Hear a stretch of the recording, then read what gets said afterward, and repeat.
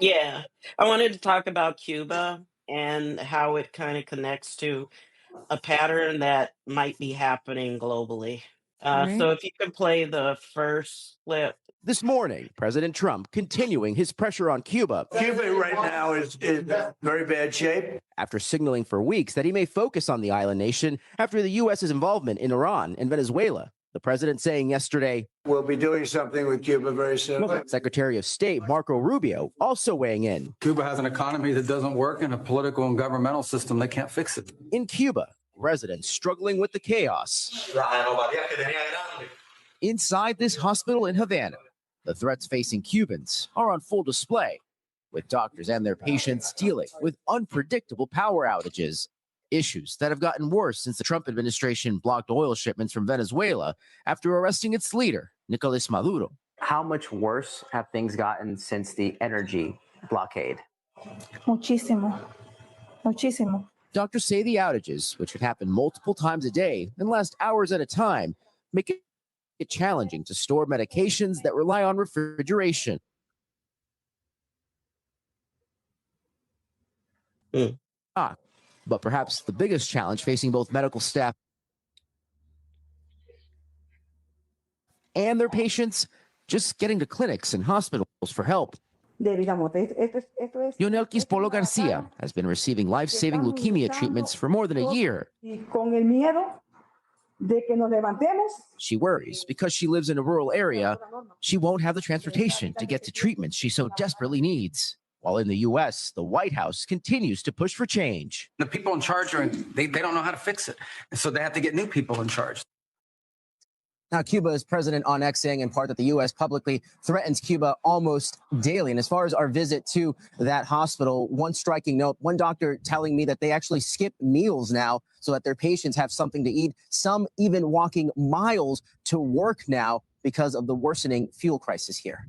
Oda, interesting to see that part of the story. George Solis for us there in Havana. George, thank you. If you play my commentary on that. The world is focused on wars. Overseas, something serious is happening much closer to home, and most people aren't paying attention. Cuba is being squeezed. The country is facing nationwide blackouts, fuel shortages, and real humanitarian strain. At times, millions of people have been left without power, affecting food, water systems, and hospitals. When that happens, it's not just inconvenience. Food spoils, water systems fail. Daily life starts breaking down. Reports show people waiting in long lines, skipping meals, and just trying to get through the day. And here's the part people aren't talking about. Yes, there are protests, but they're limited because when people are focused on survival, they don't have the capacity to sustain resistance. Now, why is this happening? Cuba depended heavily on Venezuela for oil, but other U.S. actions removed Venezuela's leadership and disrupted that supply. That lifeline was cut. And then the pressure didn't stop there. The U.S. moved to restrict oil from reaching Cuba altogether, even warning other countries not to supply it.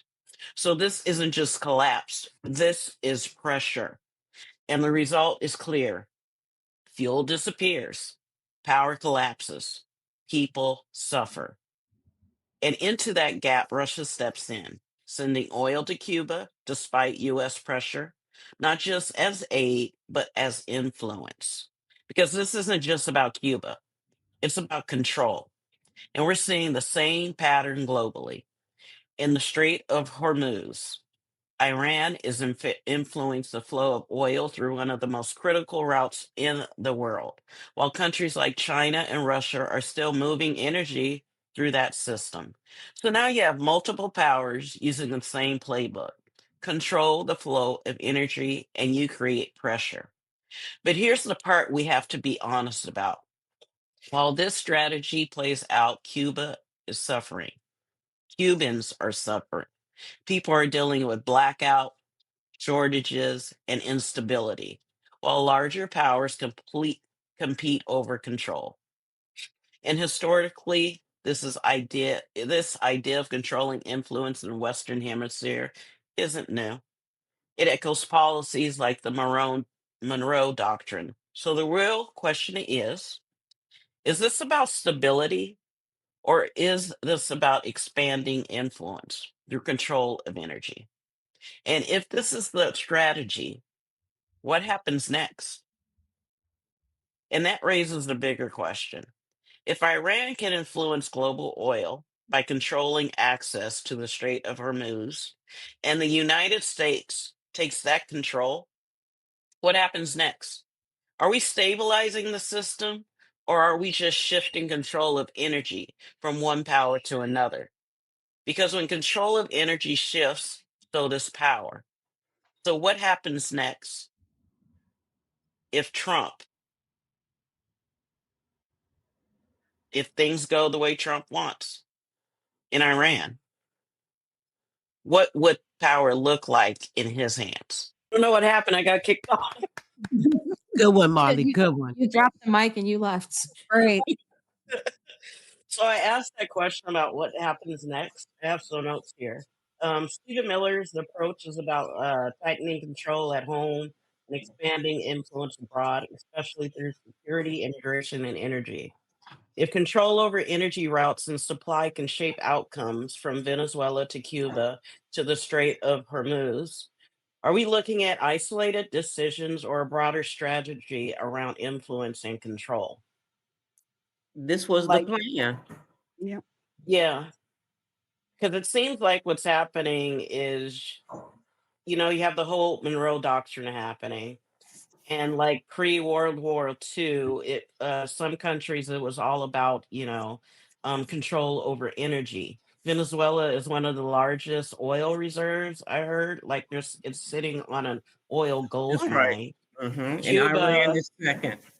in Cuba, it's a strategic location as far as the military and controlling your adversaries like Russia and China. And now we're seeing in Iran where the strait right now, Iran is showing how important it is to control the oil flow. So Mhm.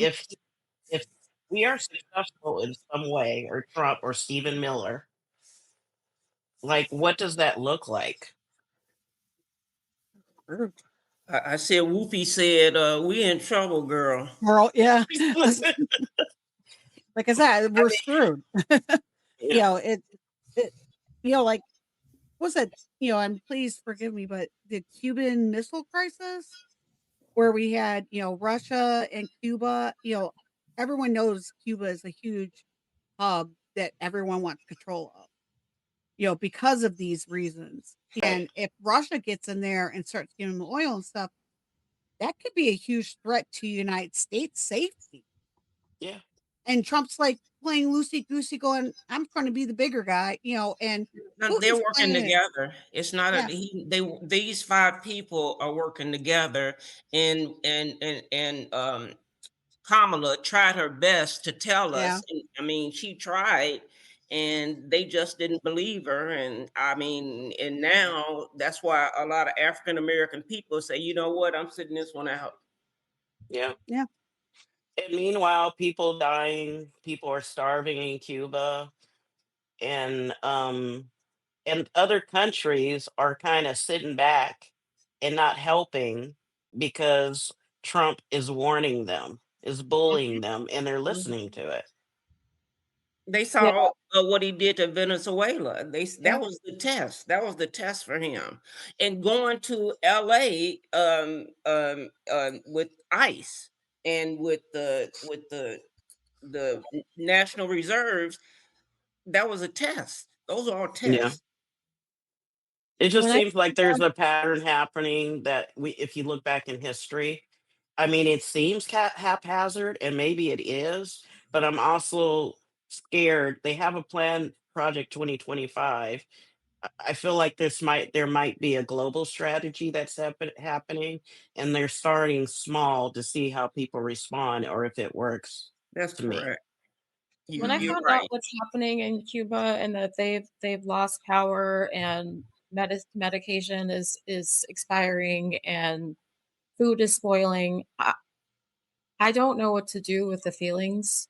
Like, I'm so Yeah. devastated for that island and for the people Mhm. who live there, and I'm devastated for the people in Iran who are going through all of this unnecessary war, the girls who were bombed at that school and their Yeah. families.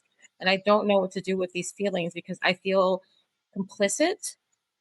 And this is not what I want. This is not what I want my country to be doing. This is not what I want my taxes to be going toward. Yeah. I don't know what to do. Yeah, I I feel you, Keish. When I first heard this, I don't know why, but my mind immediately went to Gaza, and I'm like, I do not give my consent for this. Yeah. You know, like you said, I don't want my tax dollars going to this. You're basically starving an island. You're Mhm. killing people, Yeah. and for what purpose? It's a power grab. It's a power grab. And the Yeah. crazier thing about it is they think Trump is a fool and he's just a pawn. They know he old. They plan on using that same strategy here in the United States. Yeah, it's just a puppet that you can Yep. manipulate. So he's indebted to Putin and Xi Jinping. So let's ask the question again. Why hasn't Congress done anything to rein this terror organization that we have running this country? Why haven't they done anything to rein it in? They Because all boggles my mind. they're all involved in this Epstein. they're Mm. scared and Yep. they want to keep their power. That's Yeah. right. They don't know. Yeah, They and the don't know. money. They're scared of. They're that scared of Trump, and which it Well, fascinates me. on the GOP side, but also I think some of the Democrats do feel That's the right. same. And Um, independent. independence, but you know, it boils down to just you're being a coward. You know, I hate to say it, but you know, we all elected you for a reason. Even if you were on the other side, you know, you're supposed to represent your constituents, not your own personal agendas. And that's the problem with Congress and the Senate. Everyone's there with their personal agendas. That's right. And he would. And if you said that to Trump, he would just be laughing. He go in the room and laugh. He might laugh in your face. And I can only say if that. they are guilty, then they need to suffer the consequences as well. And that's why I keep saying there's more of us than it is of them. And we must protest. We even the black people have to come out. We can't sit this one out. This is the one we can't sit out. We'll be slaves again. Yeah. Yeah, we sure We'll would. have a multicultural slave unit. Yeah. So I Yeah. know that Mexico has been sending humanitarian aid to Cuba. That's at least one country. I Yeah. believe Canada has as well. Canada as well. Oh, Canada. Oh, And good. there are some charities that you can donate to that will send them generators and fuel. I'll put some of those in the description of this episode if you want to donate money. Thank Monica, you, anything Keisha. else?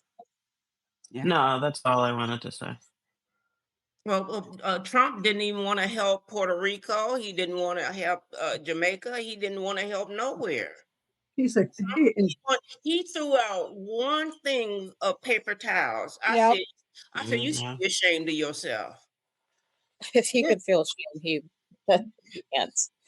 I know this is crazy. I keep on saying that, but I don't understand how a man who's broke every law in the Constitution.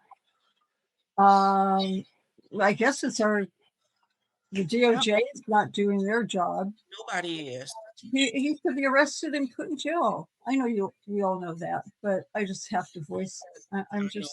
I see it. I have to see I it. feel so sick inside over all this. It may, like Keisha said, what it really makes you think deep down inside is like, oh my good girl, we in trouble. Yep. Yeah.